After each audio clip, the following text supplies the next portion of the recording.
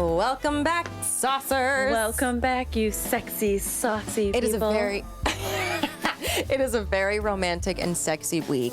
And because it is Valentine's Day week, we thought, obviously, we have to have the one and only Shelby Terrell. We've had her on before. You guys love her. We love her. We had to have her come on. If you don't remember, she is our future sex and relationship therapist. She's a performer. She's an MSW candidate. She's also a Hinge mental health advocate, and she's going to be an intimacy coordinator as well. She's training for that. Like, she knows her shit. Let me tell you. She's all in it with tips and advice and like things to look out for and like book references and Instagram page references and she's a well acknowledged apps. Like, oh my God, this is And she's a little busy at the moment, but you can also book her for sessions, and you can reach out to her on her Instagram at the Shelby Terrell, and we'll be having all of these links and be tagging her on her Instagram. So be sure to follow us there at the SOS Pod to get her info. So without further ado, let's get into kinks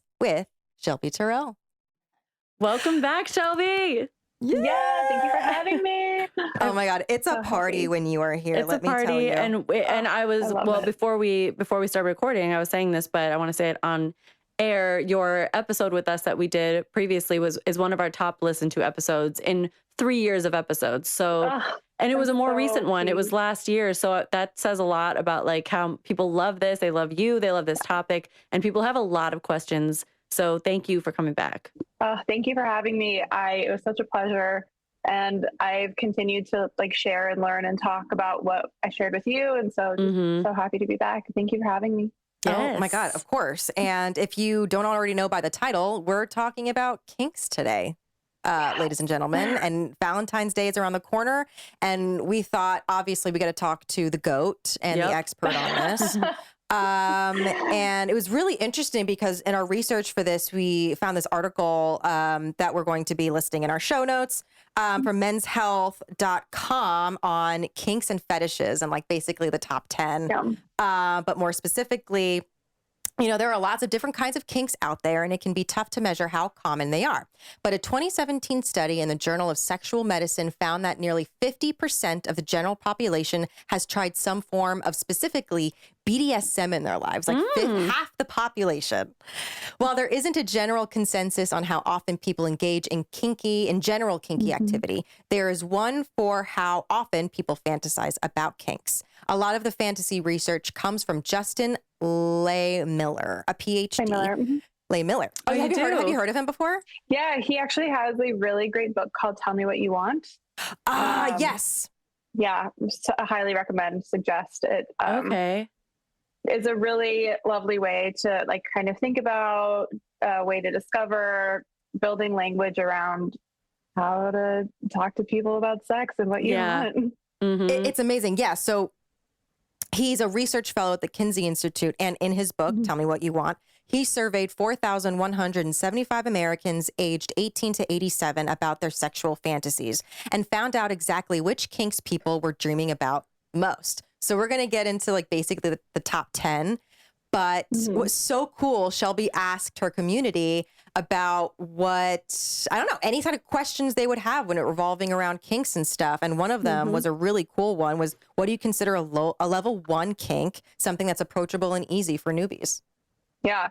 So it's funny, actually, I'm in my last year of graduate school to become a sex and relationship therapist. And the past 6 months or so, my school research has been on BDSM and trauma and whether or not people who've experienced trauma in their childhood have a predisposition towards certain kinks or fetishes or things like that.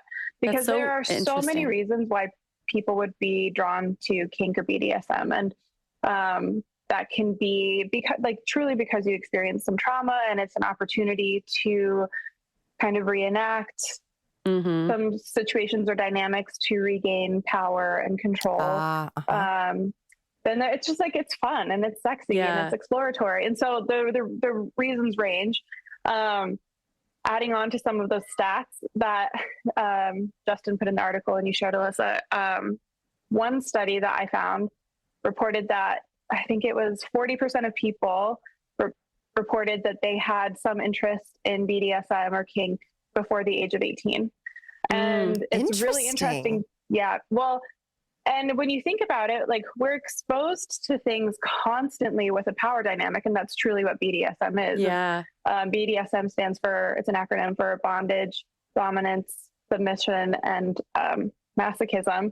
And then submission can also be sadism, but it's the power exchange and power dynamic between consenting parties. Because if it's not consensual, consenting, then it's not, it wouldn't be a BDSM kink play space. So understanding that we're exposed to so much before the age of 18. I mean, the power dynamic is within our households when we're being raised. I shared in my research paper, and I've shared with my community, this is not something new, but I knew when I was like 8 years old, I saw this episode, it was the Return of Jafar, so Aladdin 2, when Jafar got Jasmine and he like put her in some sexy outfit and he tied her up and he had to see her. I was like, this is so hot. Like so many people can like be like, oh, actually, like, you know, you lean into it. And so understanding that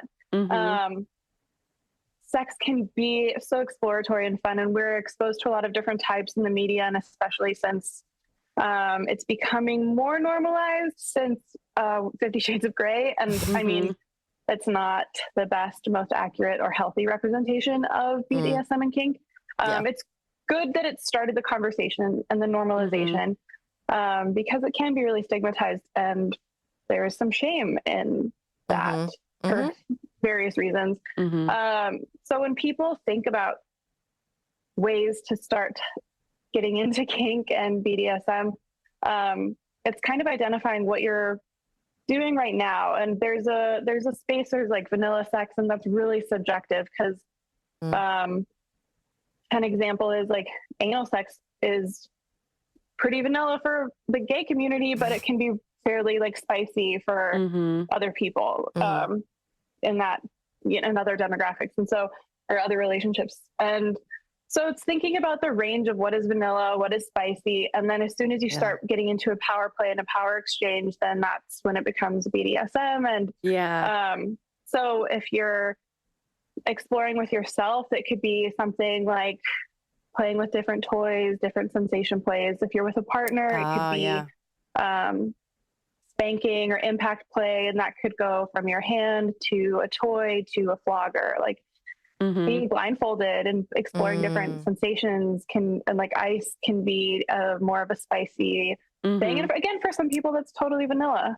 So that was a very like entry level answer to your question. It's interesting also because just thinking of the psychology of, well, specifically BDSM, but any of these things, it's like there's so many layers to it, and there are so many ways it can be approached healthily and unhealthily. And so it's like, and then there's more than one person at play. So like I might be into this thing for a certain reason, but if I don't know that the reason you're into it is because you actually have this unresolved trauma or vice versa, it's like there's so much to it. So I think that's why it's, to be safe about it is like really important, because I think people have the misconception that like, you know, being safe about it is only about like no one getting physically hurt or something, but it's also like, well, it's not necessarily safe even, let alone physically, but emotionally, if I don't realize that, you know, my partner is actually working through unresolved childhood trauma right now. And I'm just like over here, like, bite my nipples. Like, you know, like you really don't know what's going on. So, communication. So and it's so much self-knowledge too. Like, what do I want? What do I need? And it's the self-awareness. I think that's why things like masturbation is so important for people, especially women, where it's fairly normalized for men.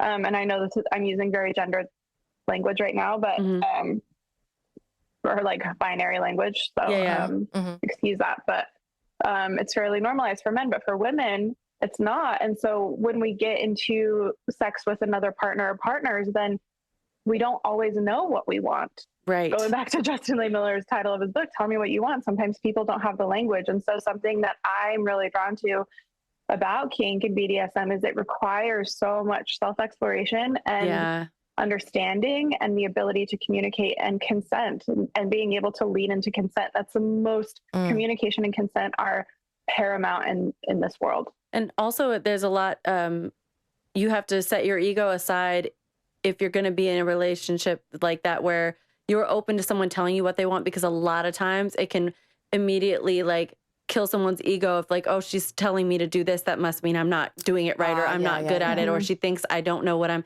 No, it's like you should be able to receive the direction of like your partner if they're like, hey, no, more like this.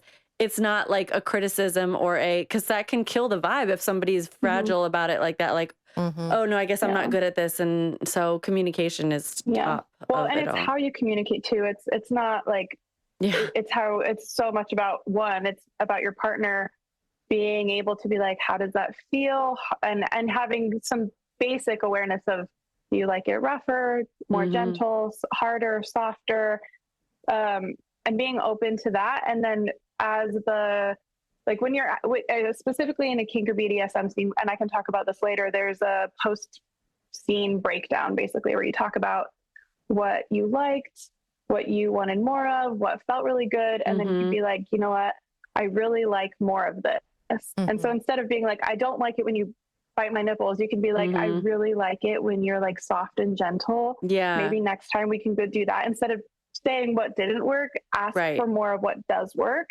And for both parties to be compassionate and curious, because this can be really emotionally healing, and it's an adult play space. And we don't have enough fun and play in our lives, I don't think. Agreed. And so this can be that space. Yeah.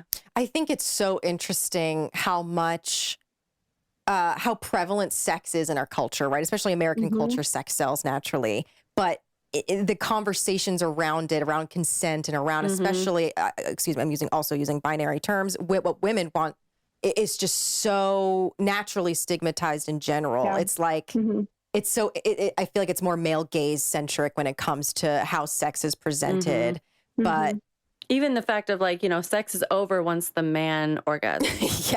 It's like, okay, we're done now. Oh, that's it? No. All right. Sex. Okay, but we're going to get more into BDSM specifically a little bit later on, so stay tuned. Yeah. But we're going to start with like basically the 10th and then go down the list to the number 1 most popular kink. But the number 10 is food and sex. So it turns out that a lot of people are into the idea of incorporating food with their sex lives. About 40% had fantasized about this before. Most commonly, this included things like ice cubes, like you've mentioned before, strawberries and whipped cream. That's great. Love food. I don't know. I mean, I don't know how stigmatized it is. I mean, maybe it's stigmatized in the way of like, ew, gross, it gets sticky. But I don't know. Like, what do you think if this is something that you're into or it sounds good? Do you have like, are there really good boundaries when it comes to this? And or like ways to ease into it if you're nervous about it? Yeah, absolutely. Well, I will just say that one of the, it's an oral.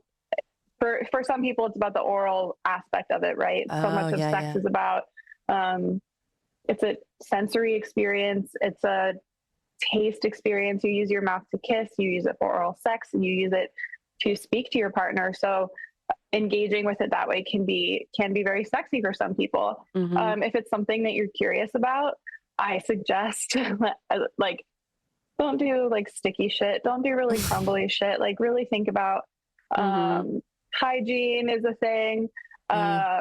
So if, like keeping it maybe external and not so internal. There is like specific whipped cream that you can buy for this. And so having fun with it, but it can also even be part of your foreplay. Like when you're out, like when you're feeding each other things, that's a good sometimes one. Sex is incorporated into your aftercare, and you have your favorite snacks on hand, and that's how you reconnect after sex. And so using it, I think you can use it before, during, and after, but being on the same page about cleanup and cleanliness and like things like that. But And you there's know? also like edible underwear, like that kind of stuff. Oh, where it's yeah. like that kind of stuff. Absolutely. Is cute. Yeah. And there's like flavored condoms for all of these reasons. Flavored Oh, lube. yeah. Like, Lube, yeah. like, yeah. So have fun with that. Yeah, that's a good way to ease into. And like you said, ice, especially like, Yeah. temperature wise, it's a strong sensation, but it's just water. Like you're not going to get everywhere. Like some weird. Yeah, that's a great Try like one. passing an ice cube back and forth between your mouths for a bit. That's just like a nice, slow, sensual way to get into it. All right. I love it. Number 9 was cuckolding. That's fascinating. Yeah, so fantasies about watching your partner have sex with someone else are very common, especially among men. In fact, 58% of men and 33% of women had fantasized about this before. So same thing, like how can it be destigmatized? How do you establish healthy boundaries and other also ways to ease into this kink when you're a little nervous or you haven't done it? Mm-hmm.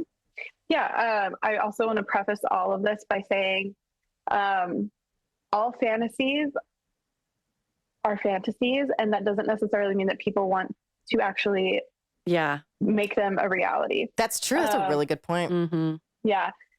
In general, I'll go back to the first question that you asked me is how people can get into it. It's identifying what your fantasies are in the first place, and then identifying which ones that you'd be curious about trying, and then the ones that you like keep in the vaults for your personal playtime. And or even with your partner. Sometimes it's really hot when you're in the moment to talk about fantasies, but that doesn't necessarily mean that you want to bring them to light. Right. Cuckolding is a really interesting one because it kind of bleeds into the scenario of a threesome, which is also quite a common fantasy. And it is sometimes watching your partner being desired by someone else. This can happen really lightly in flirting. Like if you and your partner are out at a coffee shop or at a bar, restaurant, and like the waiter or waitress is flirting with them or something, like some people are so turned on by others thinking that their partner is hot. It's really affirming. And you're like, fuck yeah. Like I'm going home with them at the end of the night. It's like really cool.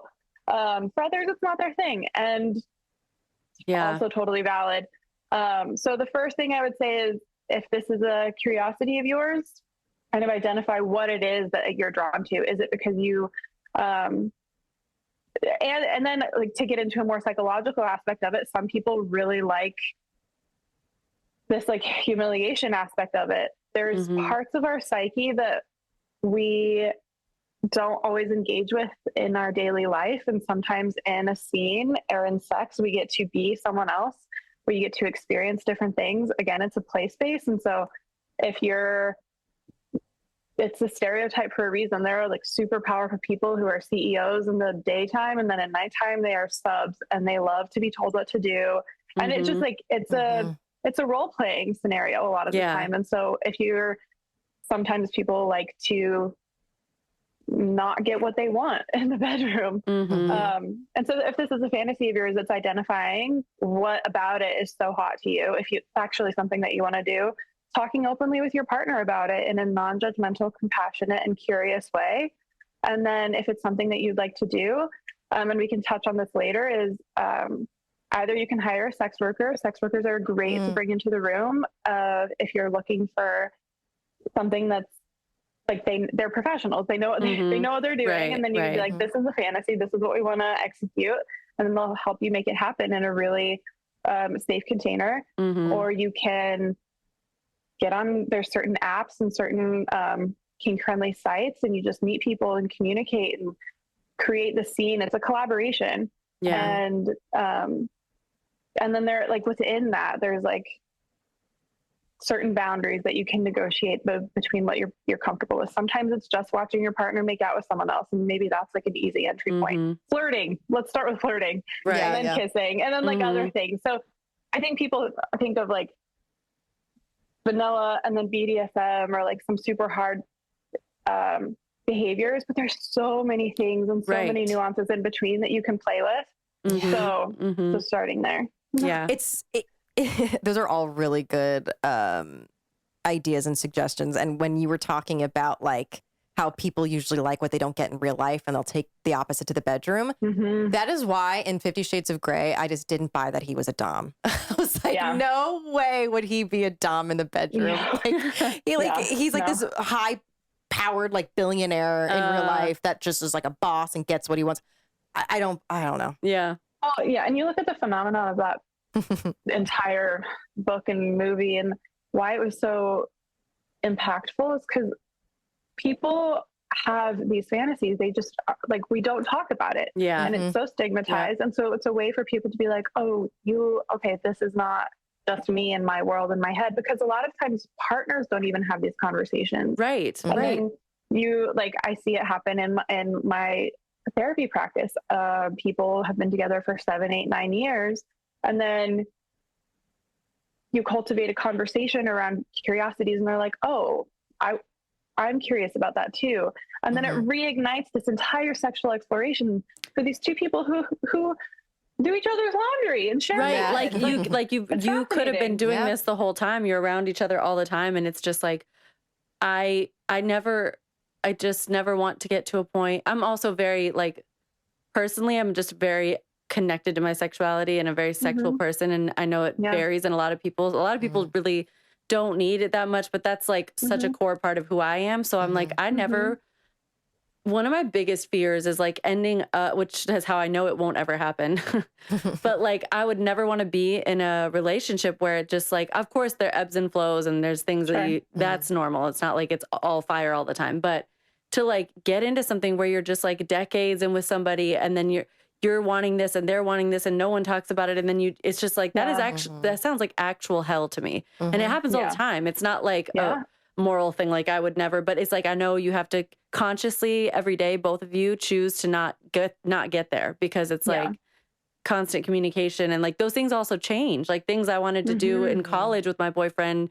Exactly. Like, it's like different now, you know? So I mean, I want to blow up Ryan's spot with, talking about it. We've been together for 13 years. I mean, like that happens. Like this is such a great episode of like, to kind of reinforce this conversation because we do. We'll get to this spot, I don't want to say too much. I don't want my mom's watching. No. Hey, Mom. I know. But like, it's a really great opportunity. There's something, there's many, many versions of this, but having a yes, no, maybe list. And either like you each create it on your own of things that you like definitely want to try, things that you might try, and things that it could also be referred to as like soft and hard fantasies or things like that. There's either like pre-made ones that I can share, and then there's what like you just like create your own, but it essentially provides a menu of things that you can try. And then you're like, this is a maybe, I don't know, I think I would need XYZ in order to get there. Like, cool. Let's like, what are XYZ? Let's do that. Yeah. It's funny because that made me think of in college, like my college boyfriend, we had a list like up on his wall that was like restaurants we wanted to try. It said, there's a list that said places to eat, places to bone. And it was like, where do we want to have sex one day? Like, what? And it was like up on his wall. I remember one time his parents came to visit and they stayed for like a whole weekend and then they left. And I was like, was this on your wall the whole, he's like, oh shit. It's just like, but we just like a running list, but it was fun. Cause it's just like, some of it, you're like, who knows if we'd ever, but it's just like, so that's a good idea. Yeah. And then and then we'd have check marks by them. We're like, oh, did that? I was going to say, you know what that is? That's kinky. Yes, exactly. Love it. Okay. So number 8 on the list is gender play.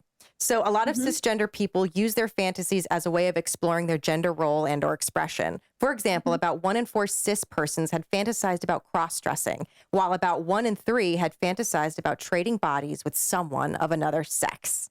So this is interesting. I can find this incredibly stigmatizing. So I'm wondering, I mean, this could be a broader question about gender itself, about how to destigmatize, but maybe you have ideas on that. And how to kind of ease into something like this when you're, new to it. Yeah. I don't know if we touched on this last time, but I will share it again for all the new people. I have come to a place in my life and this is how I practice. This is how I approach kind of life and sex and relationships is we have been raised in such a binary world. Black, white, yes, right, or yes, no, right, wrong, male, female, or, the genders. And then we have the sexualities. And then we also have relationships and like even something like anxiety or happiness or sadness. my belief is that everything is on a spectrum. Yeah. And I feel that way about sexuality entirely. I personally identify as bi. Sometimes I'm pan. Some days I wake up and I'm super straight, and sometimes I wake up and I'm super gay.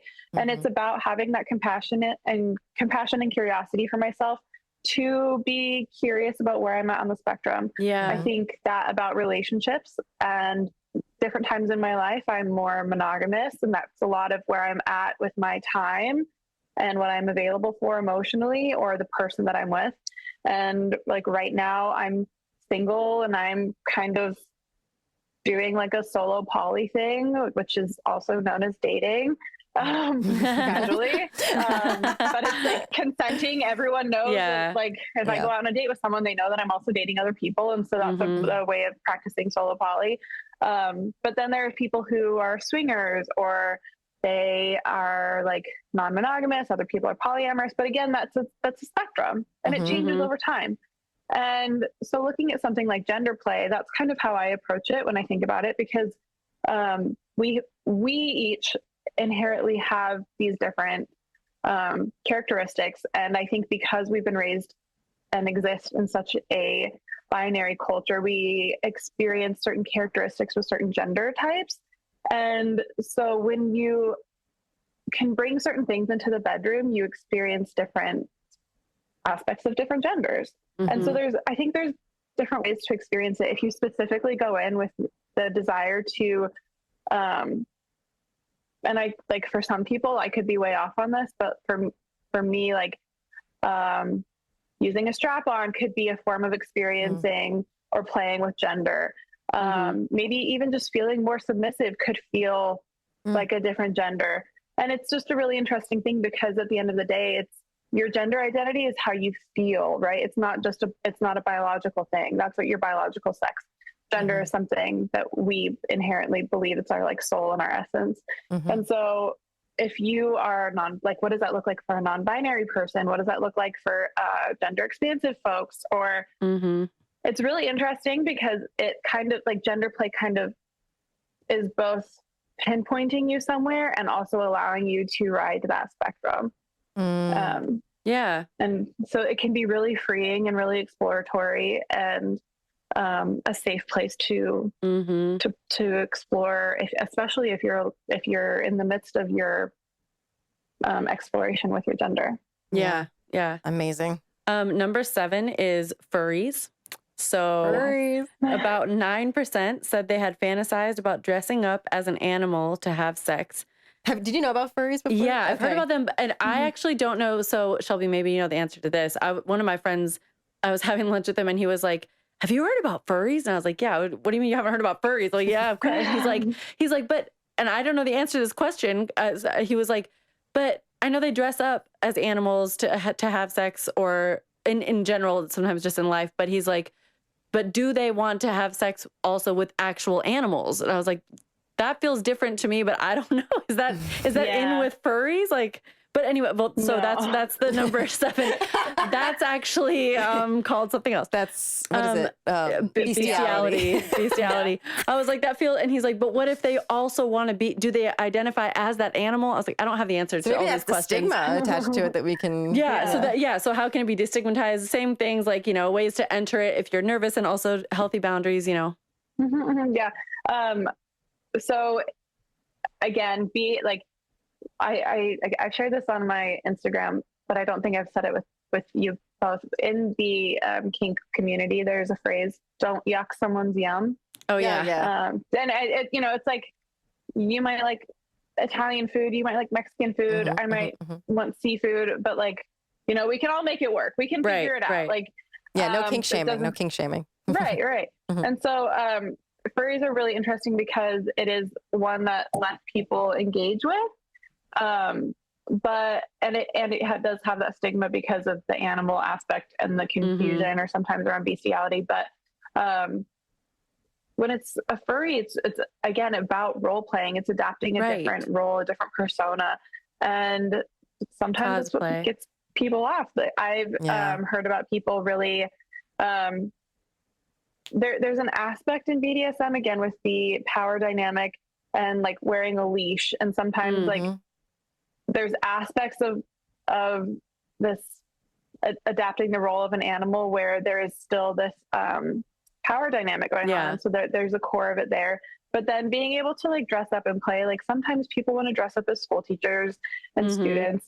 And for some people, being a furry and a full furry fit is good for them. And that's where they feel like they can play and they're in their full essence. And for some people, it can be just wearing like a kitty ear mask and in a cute little leather piece. So I think that getting into that, again, it's touching base with yourself of what you're looking for, and then finding a community, finding a partner, finding partners that you can share that with and that they can support you in that.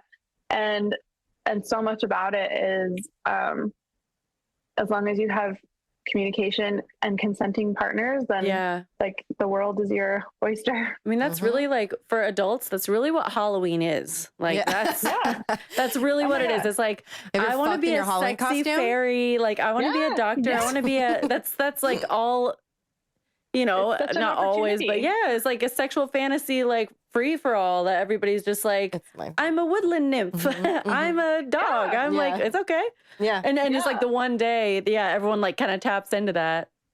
One community, I was talking to someone and I was like, how did you find your Kinky community? How did you find your Dom? And they are LARPers, because like live action role play. Because, like, they're like, we role play all day long. Like that's what we do. And and it's so great when you think about it, because we all kind of put on different hats when we're in different groups. Like when you're at work, when you're out with your friends, and then when you're in the bedroom, that's what that is too. And how do you engage in your fantasy and your pleasure? Because sex is a physical act, but it's also a mental and emotional experience. And so what you said earlier, like, a lot of people think sex is over when someone climaxes, but like, what else can it be? Exactly. It's such an expansive question and experience.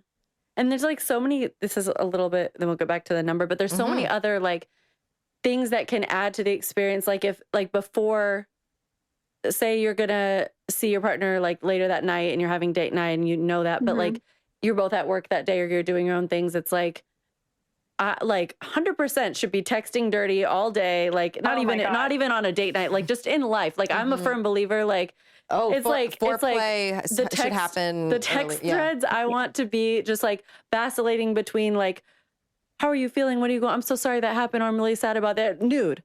Okay, well, I have to like just back and forth all the time, but then especially like it just adds to the buildup. It's foreplay, but it's like all day long or in the middle, just randomly for no reason. Like some people want flowers for no reason. I just want like a text in the middle of the day that's like, I really want to, blah, blah, blah, blah, blah. And I'm like, okay. Oh my God. Yeah, I'm thinking about that's it. You in this position. Yeah.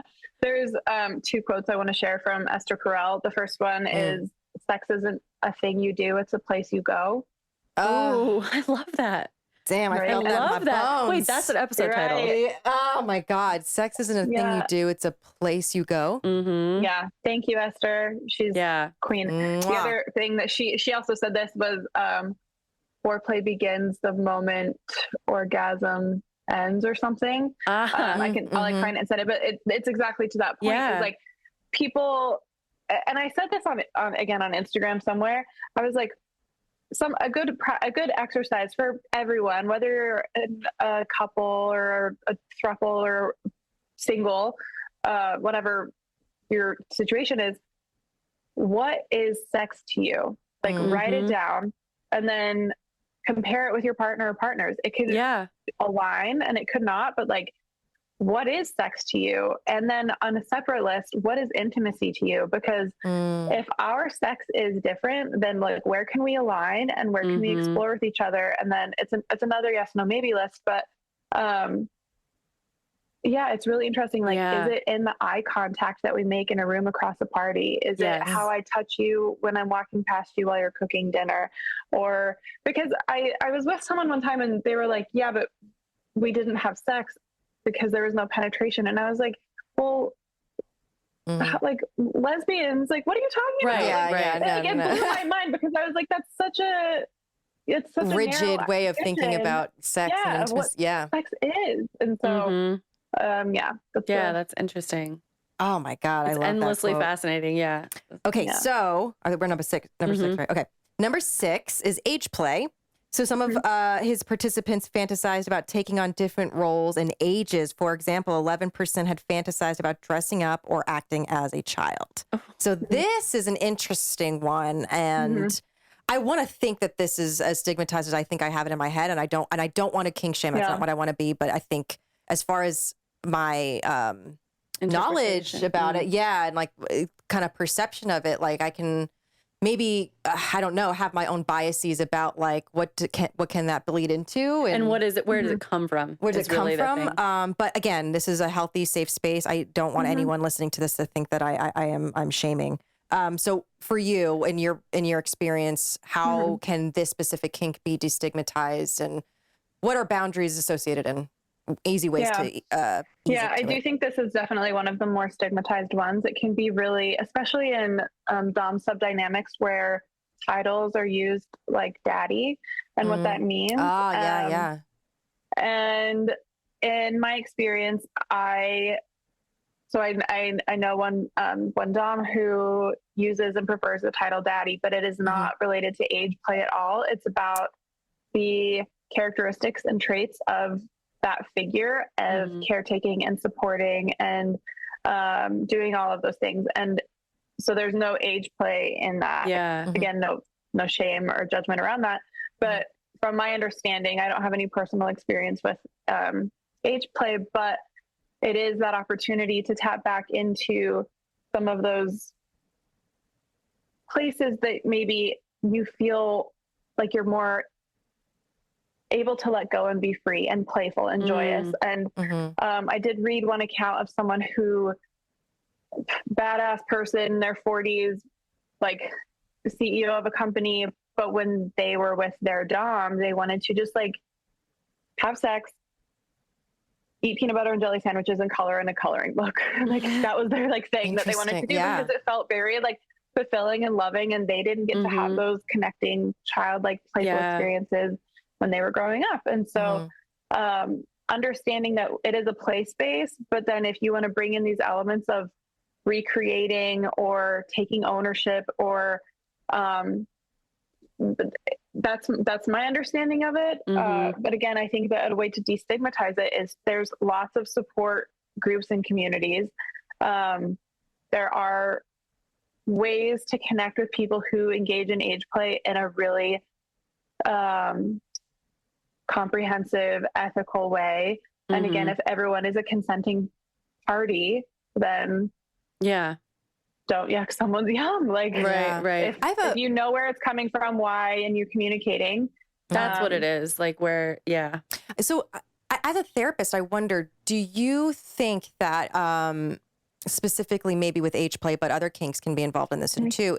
Do you think it's healthy to engage in a specific kink to work through trauma?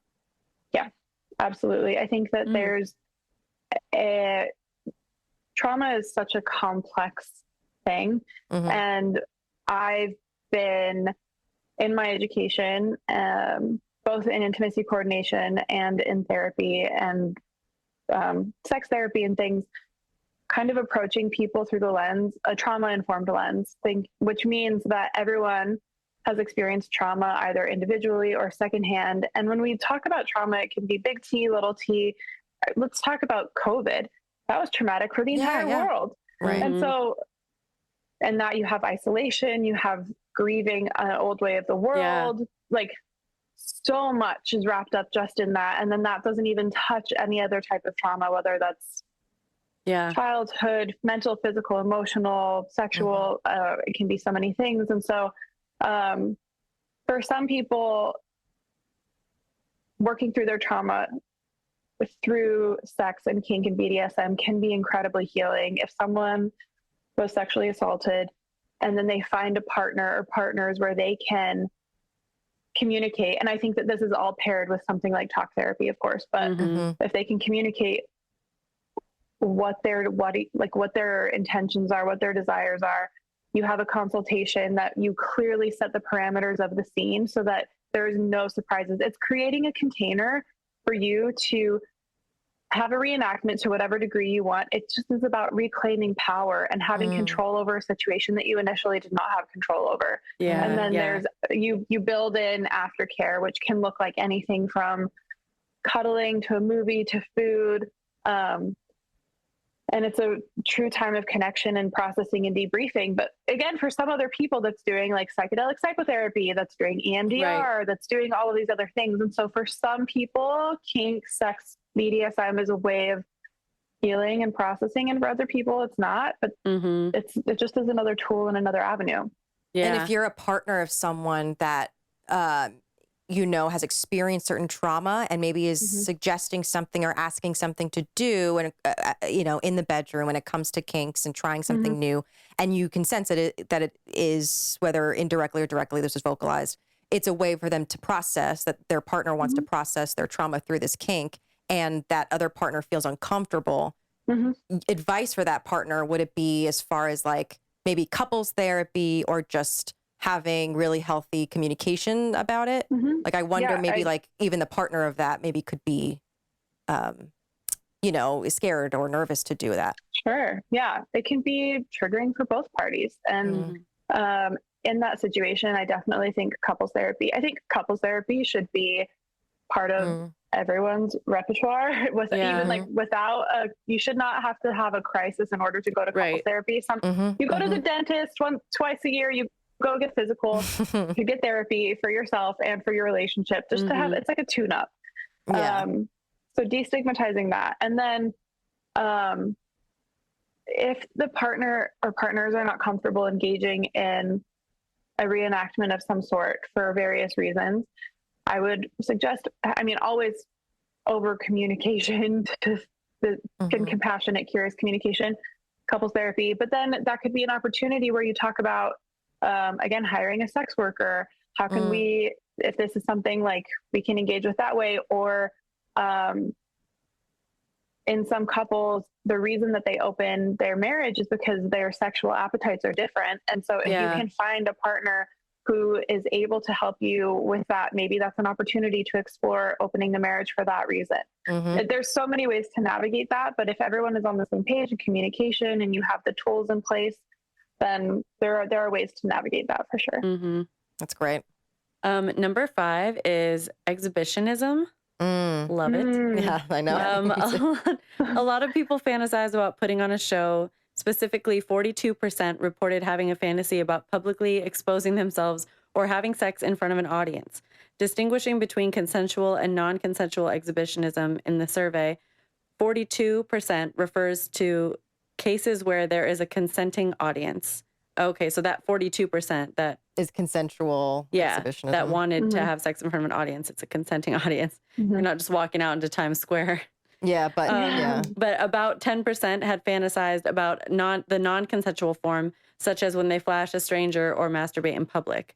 Same questions, healthy boundaries, destigmatization. I mean, I feel like the stigmatization definitely with the non-consensual one. Yeah, I mean that can cross some, obviously. This is like fantasy if it's like your own. I mean, I'll let you speak on this, but I can imagine maybe like keep that to yourself.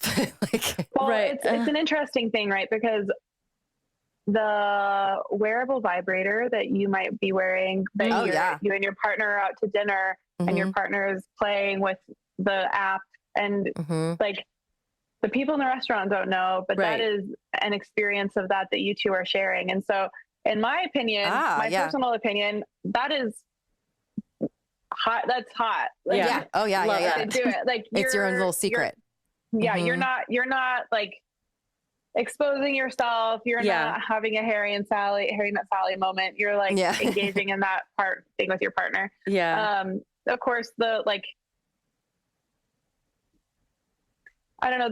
It's a hard thing. I think about exhibitionism all the time because I was a performer for a long time, and I know exactly where I lean into the exhibitionism a lot. Like I like to be on stage. I like to be watched. I like to be seen. And how that plays into my sex life is, you can engage with this with your partner, first of all, like maybe watching each other masturbate or being watched. They're like, if you're in a long distance relationship or one of your partner is like gone, then solo wise, you can have like FaceTime sex, and that's a way to feel watched and seen. And like sending each other videos and that kind of stuff, or having sex up against a window at night. Yeah. Like leaving the window open, like something like that. But because the people across the street can always close their blinds. Right. But it's an interesting thing, like the consent and non-consent. Like, you know, I've heard stories of people going to a bar and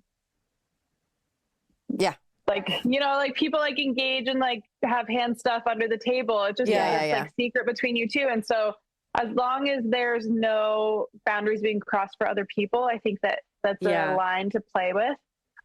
Similar to voyeurism, which I think I'm jumping ahead. No, is that the next one?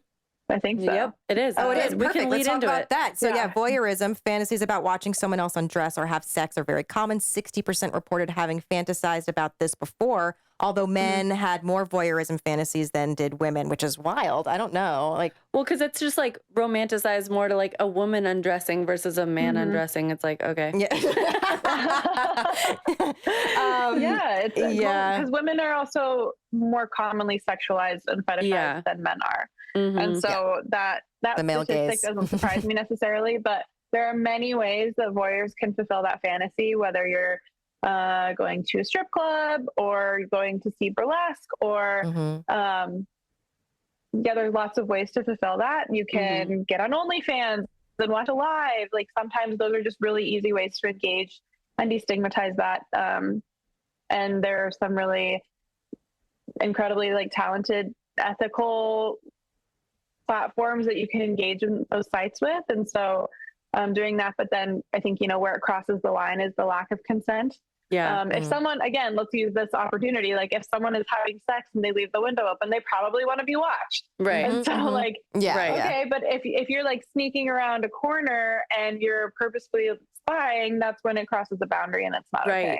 Revenge porn also, I feel like that's a very negative side of this where it's like, you know, you don't have your partner's consent or anybody, maybe a stranger, whatever you have. I feel like, I don't know about you guys, but I feel like I have so many, not personally, thankfully, no. Oh, wait, a little one. But I have, there's so many experiences, at least with revenge porn. When it comes to sharing things that shouldn't be shared. So disgusting. The age of technology is really difficult because when you're engaging sexually with someone and you're sending nudes, like even sending nudes is a way of exhibitionism and voyeurism. And then if they're used outside of that consenting space, then it can be, it's massively violating. It's a legal issue. So technology can be a gift and a terrible, scary thing. All right, top three. Top three. Number 3 is body fluids. So many people reported fantasies in which specific body fluids played a big role. Unsurprisingly, male and female ejaculate were the most common, with the majority of women and with a majority of men and women having fantasized about them before. 45% of men and 35% of women had fantasies involving spit. 31% of men and 14% of women had fantasies involving breast milk. Not surprising. Not surprised. 32% of men and 15% of women had fantasies involving urine, and 6% of men and 2% of women had fantasies involving feces. Same conversation about this one. Think about that. Body fluids. I mean, I don't know about you guys, but I think that some of the hottest sex is when it's like sweaty and spitty and messy. There's like, it's just messy. And so I think that that's where it gets a lot of.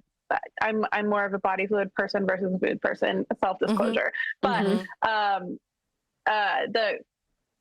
the ejaculatory fluids is like would make sense because that's the climax. The spitting is really interesting. It's a again an oral experience. It plays a lot into that power dynamic. Like when you're spitting on, like there's different ways to engage with that because if you're like spitting on someone or like on their face or something, that's a very power like dom sub thing. But if you're spitting in someone's mouth, slow and sensual, please come on. That's I think that's so hot.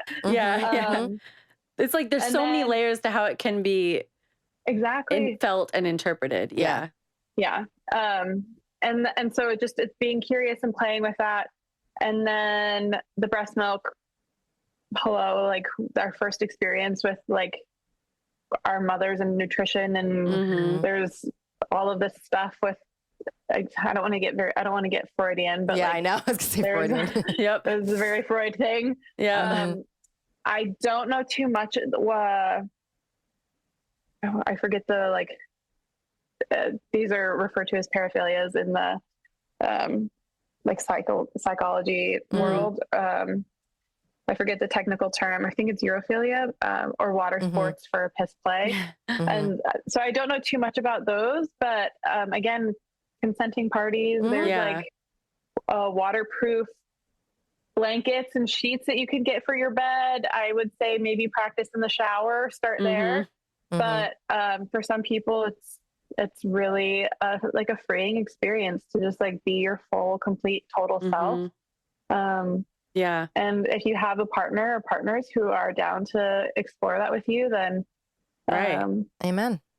Yeah, get it. There's a phrase or another acronym in the kink space called it's RAC, risk aware consensual kink, and it's just that everyone involved is understanding and consenting and the ethical responsibility of like the risks that you're taking. And I think that when you get into some of these things, then if you've got RAC partners and everyone's on the same page, then do it.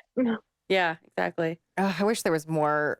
I wish there was, you know, I mean, we barely get proper sex education baseline in school, but imagine if we were taught how to have healthy conversations revolving what we want specifically and about popular kinks and how to have appropriate conversations on boundaries and consent. Imagine how happy and functioning society would be. Yeah, exactly. Well, and it's the de-stigmatizing. I think we talked about this in the sex education podcast, but when people see themselves represented in education, queer folks, non-binary folks, anyone anywhere on the spectrum, there's less mental health issues. There's more like healthier relationships. We're able to build and develop language. And it's the same for kink, because there's such a lack of research, and a lot of the research out there is based off of cis white het men,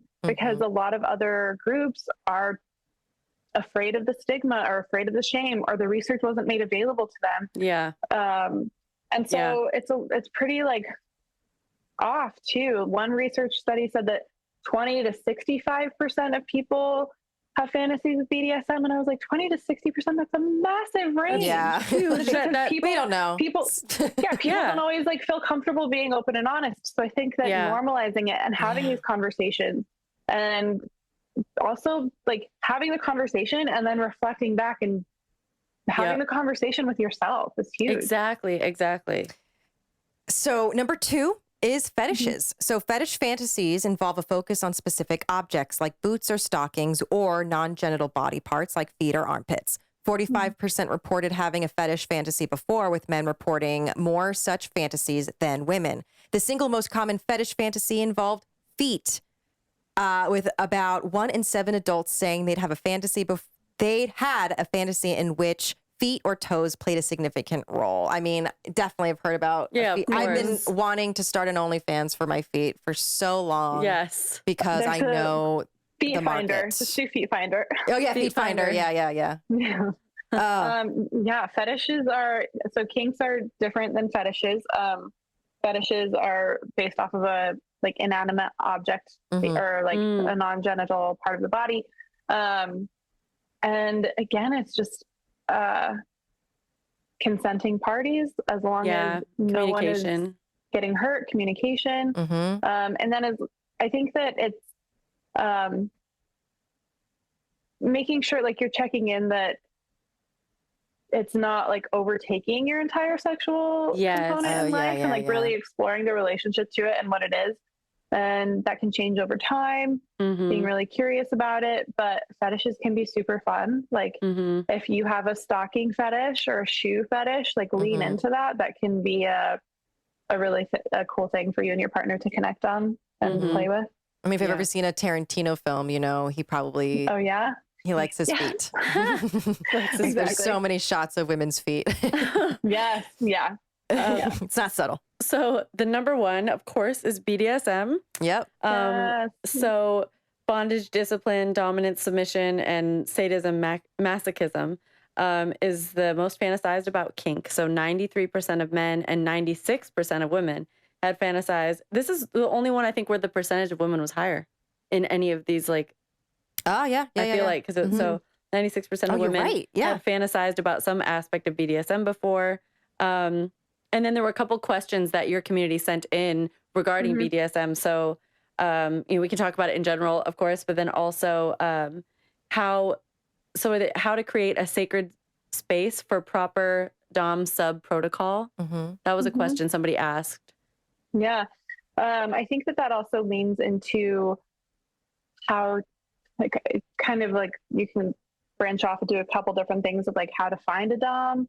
Yeah, that was one of them too. How to properly and safely vet a dom. Yep. Yeah. Vetting can be an interesting thing, especially if you're new to the kink scene in general. There are some sites like Field is a dating app where it's pretty kink and kink friendly and positive, and also for non-traditional relationship styles, you can join individually or with a partner, and you can link your accounts. But it allows for you to be pretty upfront about your desires, your kinks, your fetishes, and so that's one way to find people. FetLife is also one, but I know I've heard for newbies it can be kind of overwhelming. There's also, if you do an online search, like Google kink communities in your area, there are gatherings called munches, which it's not a play party, it's not a sex party, it's generally like at a community space like a cafe or a bar, and it's just people coming and getting to know each other and meeting each other who could be potential play partners. And again, when you're in this space, you're not necessarily, it's like always looking for a romantic partner or to date someone. Sometimes it is truly just looking for that connection with someone where you feel safe to explore this power dynamic and explore, and like you want to have dominant this experience. Yeah, exactly. And so I would say for vetting, it's like checking someone's vibe when on the dating app. Ask around, ask if anyone like in the community has a dom that they would recommend. Again, you can hire a sex worker. There are different types of doms. There's pleasure doms, loving doms, there's like psychological doms. There's a lot of different people who get pleasure out of serving and experience, like those experiences. Meet in public first. And then above all else, I think that I'm looking at my notes. Safety is a big thing. I think that a lot of there's some confusion around power exchanges and dom sub exchanges and rough sex. Power exchanges and dom sub relationships do not always equate rough sex, and I think that there's a lot of people out there who portray themselves as doms, but they just like rough sex. And I think that the key component is ensuring communication and consent and being able to responsibly hold that space for a sub, because being submissive to someone else is the most consenting thing that you can do. And so there's a lot of trust, there's a lot of communication, and you do that through a pre-scene like consultation where you both talk about your level of experience, your boundaries, what your limits are, what your triggers are. Then you talk about specific desires that you would like to experience or fantasies that you have. And then language. What are our safe words? If you're engaging in something like impact play, green would be go. Yellow could be limit. Like an you impact can keep going. play is like spanking and stuff, spanking or flogging or something like that. And then red would be like stop, hard no. And so making sure that when you're engaging with someone like that you're on the same page with that. And then when you're playing, that they're respecting those limits and boundaries, and that, and titles, like, do you, Is there do you like to be degraded, or do you like to be praised? And then what is your aftercare plan? I had one experience where it was like the most magical thing. I met a new dom, and he was like, okay, well, what time, like, when does your day start tomorrow? What time do you need to be home? And I was like, I need to be home by 1. And he was like, okay, great. Let me schedule the Uber. So he like knew how long it would take for the Uber to get me from one point A to point B. So then he was like, what do you want for aftercare? And what would you like for aftercare? And I was like, I want snacks and cuddling and this. And so then I was like, okay, 15 minutes of that, which then we knew how much time we had for our scene, and we were able to like backtrack it that way. But the thing about kink and BDSM and those power plays is having someone who can have that foresight for you. Like that's what that relationship is cultivating this space where you can be like, have this full freedom to let go and experience and enjoy. And then know that you like afterward, because you can get into subspace, you can get into all of these things. And so making sure that you have the proper come down protocols where you can have a touch base and you can talk about like a post-scene breakdown, what worked, what didn't work. This was great. I really liked it when you did this. Can we do more of this next time? It's exploring all of that. Did our dynamic work? Do we want to do this again? Yeah. So all of those things, it's really, and no matter how many times you play with someone or you have that experience, you want to ensure that you have those things every time, because consent can change. I can say yes to something one day and no to it the next day. And that's why making sure that you're in touch with your body, making sure that you're, because as soon as you go into a scene, there is a level of improvisation where, there is improvisation, but for the most part, if you've had that pre-scene consultation, you and your dom know what's going on, and then there's nothing that's going to happen that you didn't agree to in the consultation. And so, making sure that you have that communication, you have that trust with the dom, that's part of the vetting process. That's part of creating a safe, consenting scene. Yeah. So much communication. There's so much communication. Yeah. I mean, there's a couple things too. It's like, is there, in your experience, do you think there is maybe a threshold, like where, you might be two consenting people, but what if you're like really getting hurt, but you don't mind, but there's people in your life that is like, this might not be, because I feel like I've had experiences, not personally, but like indirectly with other friends, or heard experiences like this where people get nervous and scared because they recognize that their friend who engages in BDSM might take it very far. Is there, do you think there is a threshold there that could be too much or too dangerous, even if it is consenting? Yeah, if it is consenting, and if someone is engaging in hard BDSM, there's blood play, there's needle play, there's asphyxiation, choking is a thing. Generally, people don't engage in that level of play unless they have a specific amount of experience, education, practice. There's a lot of expertise and research that goes into people's experience when they are into those types of things. Part of BDSM can include having bruises or things like that. Like if you're using toys and having impact play and things like that,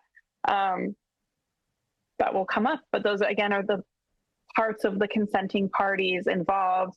And if you have a good dom, they will know they'll ask you like where on your body is a green zone, a red zone, a yellow zone. And then are bruises appropriate? Like that's part of the conversation that you have. And like bruises happen in sex sometimes if you're biting someone a little too hard, whatever that happens. But I think that if someone is concerned about someone else, it's why.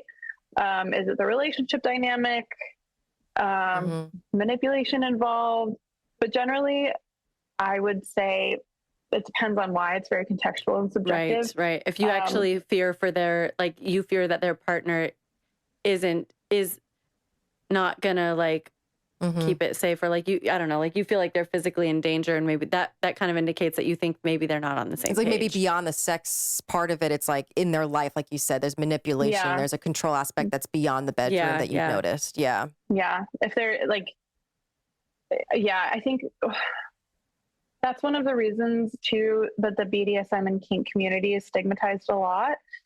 But they're generally, from my experience and my research, there is not a lot of that. It's happening because of kink and BDSM. It's because of the relationship and maybe coercion or I don't know, like some other shit going on in their relationship.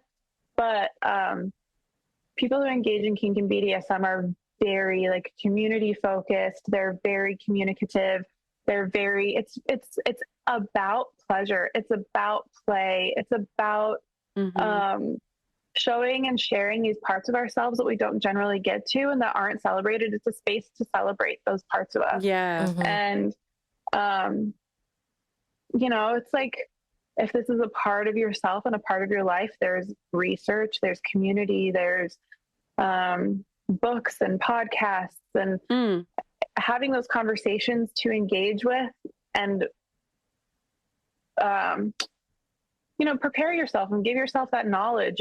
It can be such a freeing and exploratory space that, and then if you are like having some difficulties and troubles, then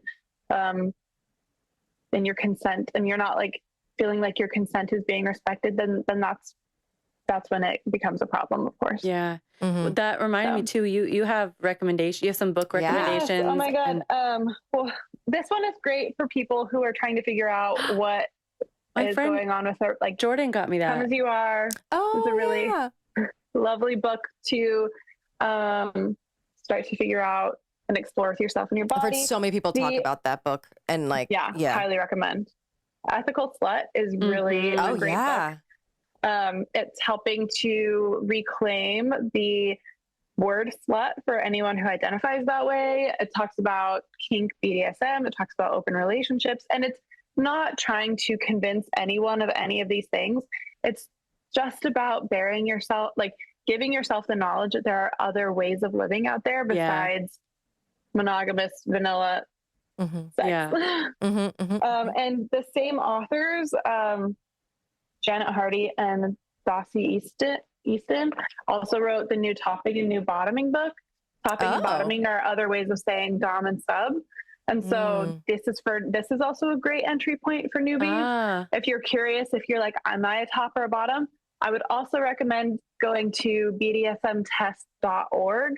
That is a fun online test quiz that you can take that will help you identify, like, maybe you're more into bondage and rope play. Maybe you're more curious of, like, you can be a dom or sub, or you can be a switch, and you can identify, like, I find I'm more submissive when I'm sleeping with male partners versus I'm more of a top when or like more dominant when I'm with females. So that's an interesting thing.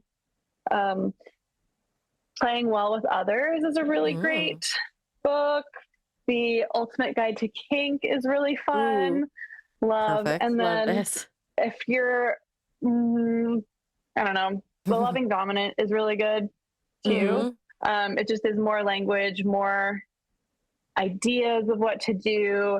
It's a lot of, again, planning, communication, those things. And then for some profiles on Instagram, there's a lot of like sex positive, sex educators out there in the dom sub space. John Romanello is really a poly kink friendly dom who does a lot of Q&As on his Instagram. So, and he has been on several podcasts. Him and his fiance, soon to be wife, Amanda, they're very open about their poly relationship. So that's a really good one. Ask a Sub, or Lena Dune. I think her Instagram is deactivated right now, but she has really good courses for newbies.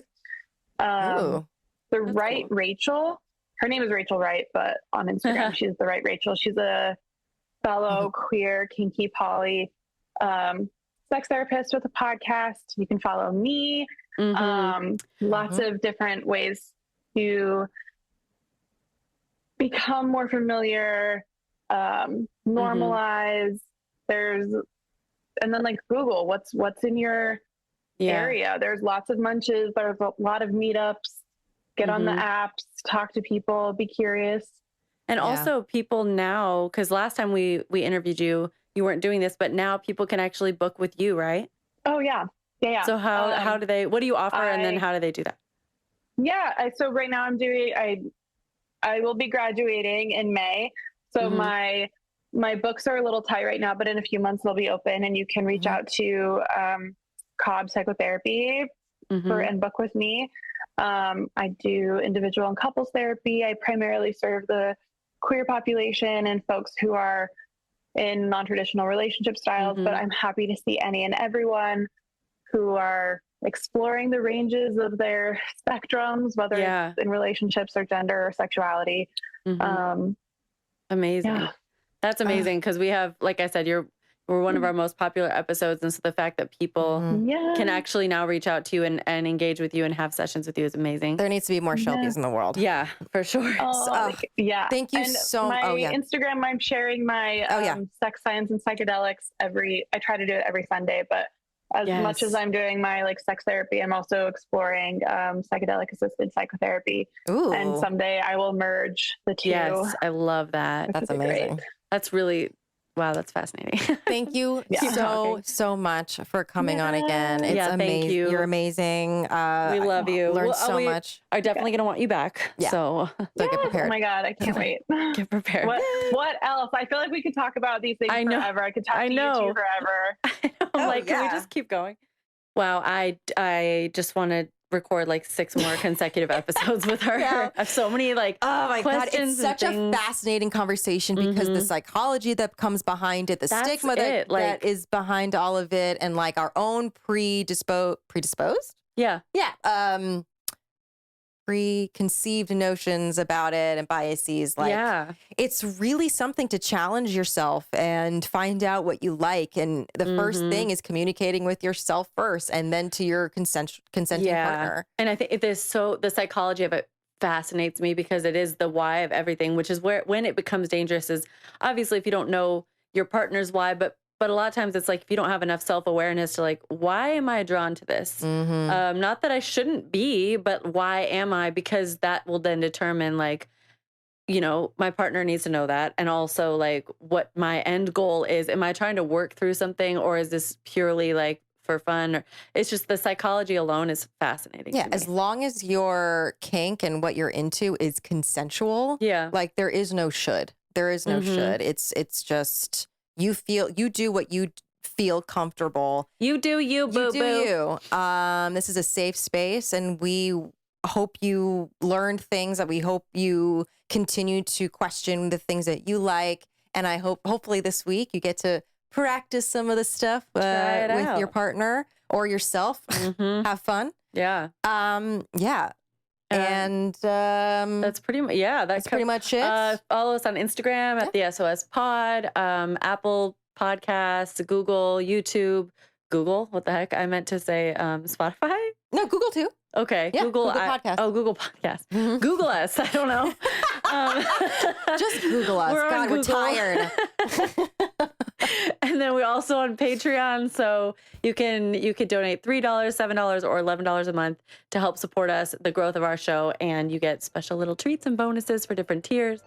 I'm Molly Cottrell. I'm Melissa Rosano. Here's to turning meltdowns into sexy magic. Sexy magic, yes.